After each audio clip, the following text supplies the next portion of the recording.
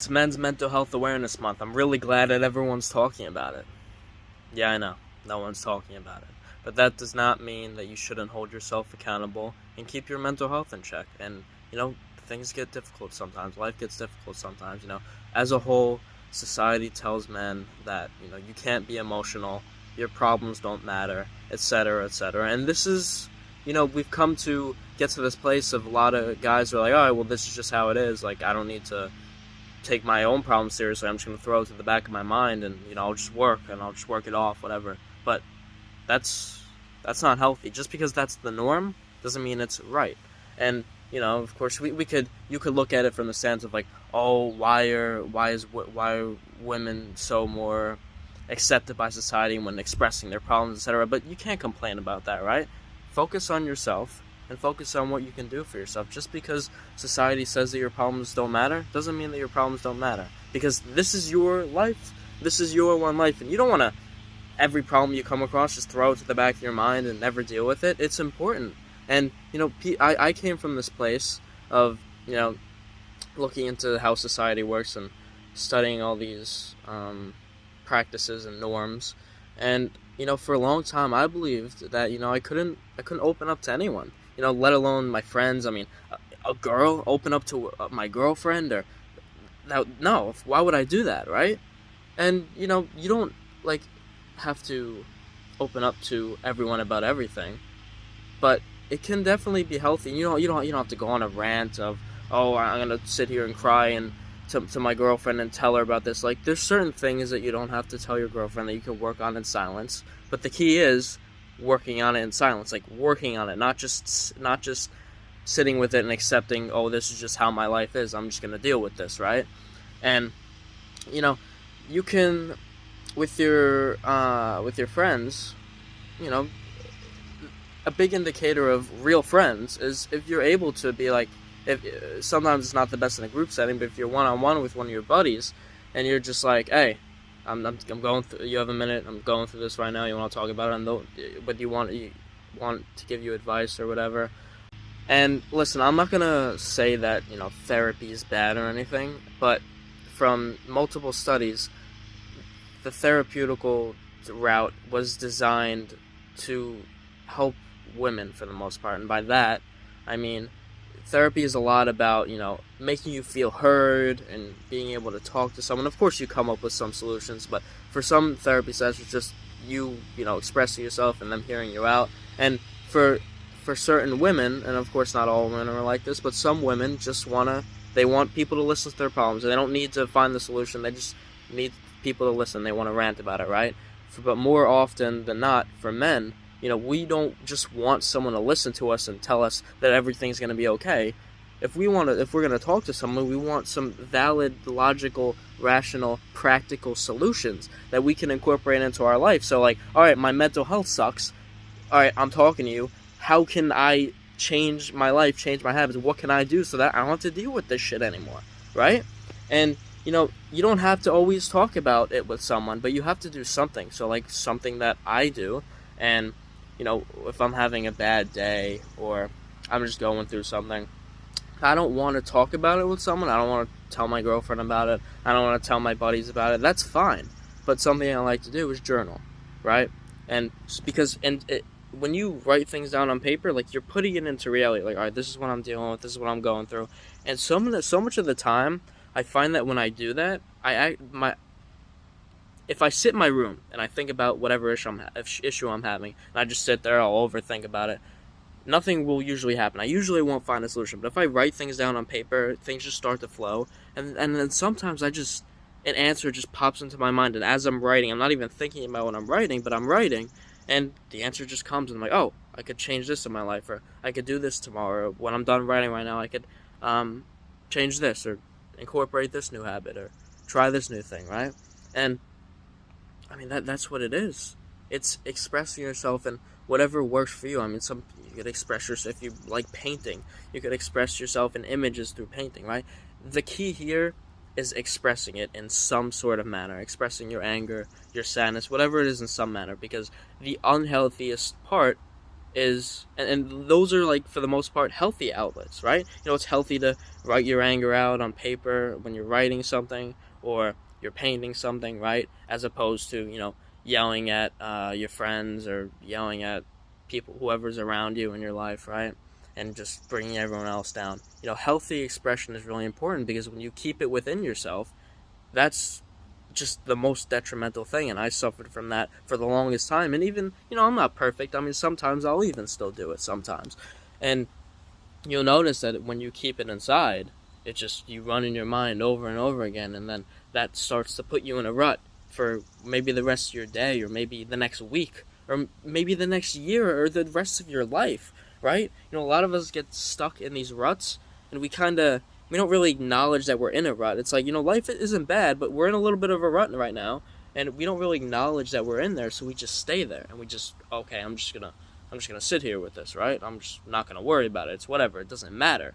But it does matter, because once you can work with those problems and get your mental health in check again, you can get out of that rut and then keep going on your path and going on your journey, right? And this is never ending, right? The journey is never ending. I don't know what happens after you die, but up until you die, the journey is never ending to try and make your life better, to improve your mental health. And I mean, some people might even say to themselves, I mean, what's even the point, right? I'm gonna die one day. What is the point of me trying to keep my mental health in check and my physical health? And it's like, well, if you're alive for 90 years, let's say, why would you want those 90 years to be miserable? When instead you could just do a little bit of work every single day, and you'll have either content or very happy, very great 90 years, right? And it's never gonna be perfect. It's never gonna be perfect, or maybe it will be. People talk about these spiritual concepts such as enlightenment, where you're kind of really detached from the outcomes. And it's not that, I don't think it's that not that you don't feel emotions, but you're not really dictated by the outside world that much. So if this happens, you're like, okay, it is what it is. But that's even a healthy practice and thing that you can think about to incorporate, even if you're not super spiritual or religious or whatever it is, right? Just acknowledging that the reason we are so emotional about certain things and aspects and people is because we have attachments to them. We have attachments to our girlfriends, our boyfriends, our friends, our family, the situation that you want to go well in a week, that job that you want to get, that interview that you want to go well, whatever it is, right? That business that you want to start, you want this outcome, you want to make this amount of money. All this stuff is not always within our control, and sometimes things happen that are a consequence of our actions or our inaction, or sometimes things just happen, right? And it's not always your fault. But looking at things from like, it is what it is, right? And not a cynical, oh, it is what it is, like I'm just gonna suffer. Not like that, but it is what it is. And so like when these unfortunate events unfold and come to you, you can say, all right, it is what it is. This is happening right now. What can I do to change it? And I will keep saying it. What can I do to change it? Too much of the time, we sit and we don't think about that one question. What can I do to change this? Because with practically every solution in your life, every negative experience, every bad thing that's going on in your life, there is a solution to it. It might not be, you might not think of the problem and the solution comes in 10 seconds, but the solution is there if you really search for it. And so I don't think we're searching. We get into these ruts, we get into these negative patterns of thinking and habits and these addictions, and we just accept it. We accept that way of being. And all in all, make sure that your mental health is in check, right?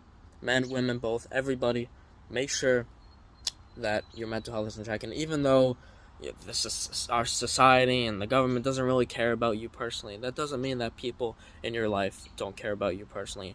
And if a lot of people in your life, you feel as though they don't, there's always more people that you can meet out there. And the most important thing is to have a good relationship with yourself.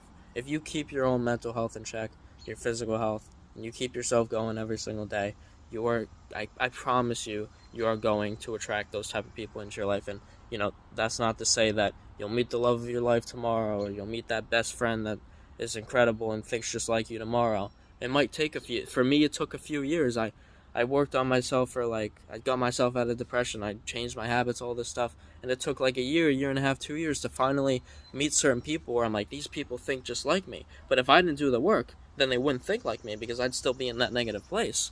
So developing yourself is the most important, and for spending your time doing something, it's a must. It's an absolute must, because your life will go from here to here, and then here, and it'll keep going, right? Over time.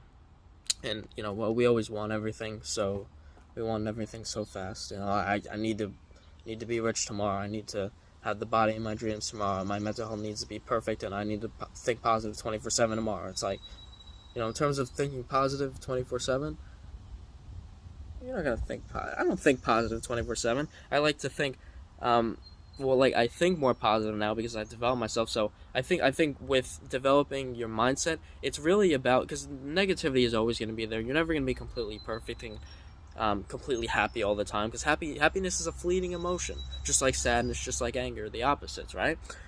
But this whole improving your mental health thing is so that you can feel more positive more of the time than you feel negative. Because when I look around me and when I look from where I came from, the majority of us are thinking negatively most of the time, and our brains are wired that way. Our brains are wired for survival and to think about all the potential negatives that can happen, even though they're most likely never going to happen. And all of that holds us back from talking to that person that you think is cute and you might want to go on a date with, or following your dreams or your passion, or having that whatever it is, right? All these little fears hold us back from the life that we all deserve and that you can achieve one day. And that I promise. And shit happens, so not everybody is going to reach their full potential, but try your best. And you're gonna, if you're worried about competition, if you're worried about the guy next to you that might be doing better than you, if you get in the gym, if you start focusing on your mental health and start analyzing your life to make your habits better, you're doing better than 99% of people. That's just how it is, right?